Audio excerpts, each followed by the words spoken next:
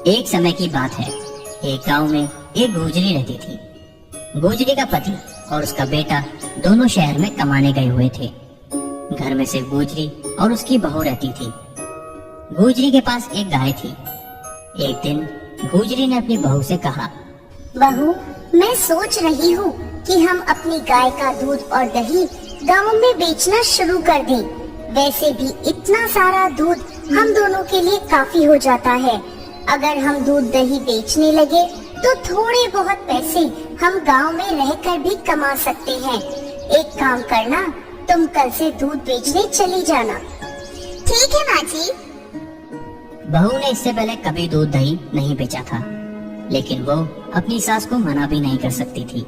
अगली सुबह उसकी सास दूध और दही एक हांडी में भरकर उसे दे देती है। बहू हांडी सर पर उठाए गांव में दूध दही बेचने निकल पड़ती है। कुछ दूर चलने के बाद वो एक बड़े से पीपल के पेड़ के पास पहुंचती है। वहाँ पर वो देखती है कि कुछ महिलाएं कार्तिक माह में पीपल सींचने आई थी। वो उनसे पूछती है, बहन, ये तुम लोग क्या कर रही हो? हम पीपल और पटवारी सींच रहे हैं। ऐसा करने से क्या होता है? ये कार्तिक माह में किया जाता है। कार्तिक माह का बहुत प्रभाव होता है। पूरे कार्तिक पीपल पटवारी सींचने से अन्न, धन और सौभाग्य की प्राप्ति होती है। अगर किसी का पति वर्षों से बिछड़ा हुआ है, वो भी वापस मिल जाता है। अच्छा, यदि ऐसी बात है तो ये पूजा मैं भी करूँगी। आप लोग पानी से सींच रहे हो, मैं दूध दही से पटवारी सींचूंगी। कार्तिक में पीपल पटवारी सींचने का महत्व जानने के बाद बहू सारे दूध से पटवारी सींचती है। इसके बाद वो खाली हाथ घर पहुंचती है। बहू, कितने पैसे बने आज के? ओहो, अब माँ जी को कैसे बताऊं कि मैंने तो सारा दूध दही पीपल पर चढ़ा दिया है। यदि ये बात मैंने इन्हें बताई तो मुझे बहुत डांटेंगी। माँ जी, मुझे आज एक सेठ जी मिल गए। उन्होंने मुझसे महीने का हिसाब बांधा है। मुझे रोजाना उनके घर दूध दही दे कर आना है। वो महीने के आखिर में मुझे सारे पैसे दे देंगे। ठीक है, ये भी अच्छा है। इधर उधर गांव में घूमने का झंझट ही खत्म हो जाएगा। बहू अपनी सास को झूठ कहकर बहला लेती है। सास प्रतिदिन बहू को दूध दही बेचने को देती और वो रोजाना आकर सच्चे मन से सारा दूध दही पीपल और पटवारी को चढ़ा देती। थोड़ी देर वो उन औरतों के संग बैठती, कार्तिक महत्व सुनती, कार्तिक की कहानी सुनती और उधर उसकी सास सोचती कि बहू दूध दही बेचने गई है। धीरे धीरे दिन बीतते गए। कार्तिक महीना खत्म हुआ और कार्तिक पूर्णिमा का दिन आया। बहू, आज तो महीने का आखिरी दिन है। आज सेठ जी से पैसे मांग लाना और लाकर मुझे दे देना। ठीक है माँ जी। अब मैं क्या करूँ? माँ जी तो पैसे मांग रही हैं। अब मैं उनको क्या जवाब दूँ? मैं तो बुरी तरह फंस गई। यह सोचते हुए वो पीपल के पेड़ के नीचे जाती है और जोर जोर से रोने लगती है। उसका रोना देख पीपल उससे पूछता है, क्या हुआ बेटी, तुम रो क्यों रही हो? मेरी सास मुझे दूध दही बेचने को देती थी, लेकिन मैं वो सारा आकर आपको चढ़ा देती थी। अब वो मुझसे पैसे मांग रही है। मैं कहाँ से अपनी सास को पैसे दूं? मुझे समझ नहीं आ रहा है। देखो, मेरे पास तुम्हें देने के लिए पैसे तो नहीं हैं, लेकिन ये कुछ सूखी लकड़ियाँ और पत्ते हैं। तुम एक काम करो, ये सूखी लकड़ियाँ और पत्ते उठा के ले जाओ और इन्हें एक गुल्लक में रख देना। वो पीपल की बात मान लेती है और पीपल की टहनियाँ और पत्ते उठाकर घर ले जाती है और गुल्लक में डाल देती है। कुछ देर बाद उसकी सास वहाँ आ जाती है। बहू, पैसे ले आई? हाँ माँ जी, मैंने पैसे लाकर गुल्लक में रखे हैं। जैसे ही सास ने गुल्लक खोली, उसकी आंखें फटी की फटी रह गई। गुल्लक के अंदर से सोने चांदी और हीरे जवाहरात निकलते हैं। सूखी लकड़ियां व पत्ते हीरे जवाहरात में बदल जाते हैं। यह देख दोनों सास बहू चौंक जाती है।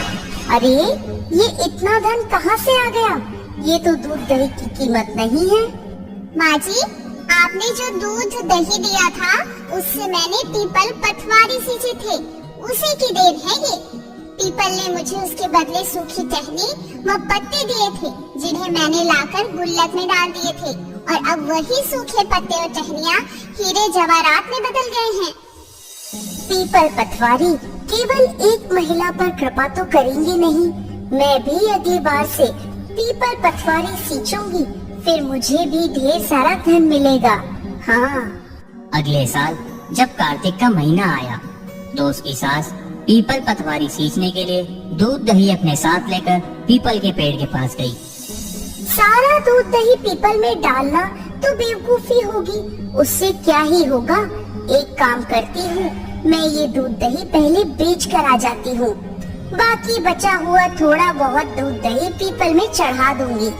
ये सोचकर वो दूध दही बेचने निकल जाती है।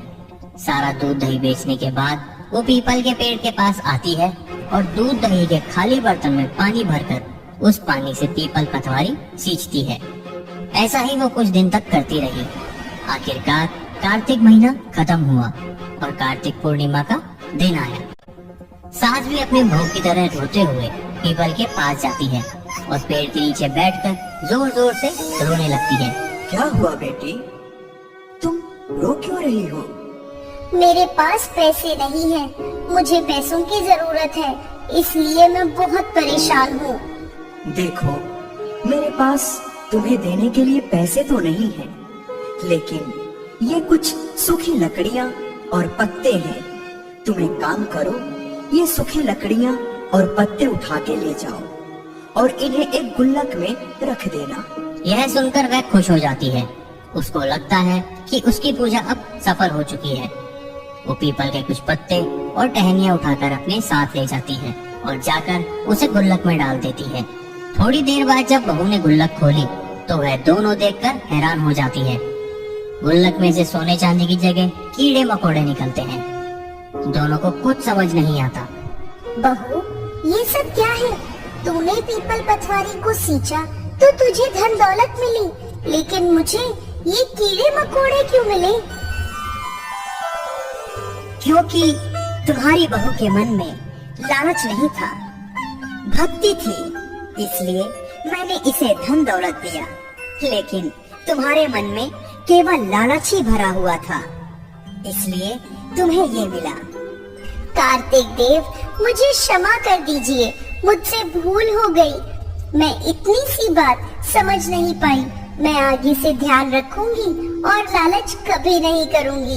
और अगली बार से मैं और मेरी बहू हम दोनों मिलकर कार्तिक स्नान करेंगे और पीपल पतवारी सींचेंगे। इसके बाद अगले साल से दोनों सास बहू सच्चे मन से पीपल पतवारी की पूजा करने लगी।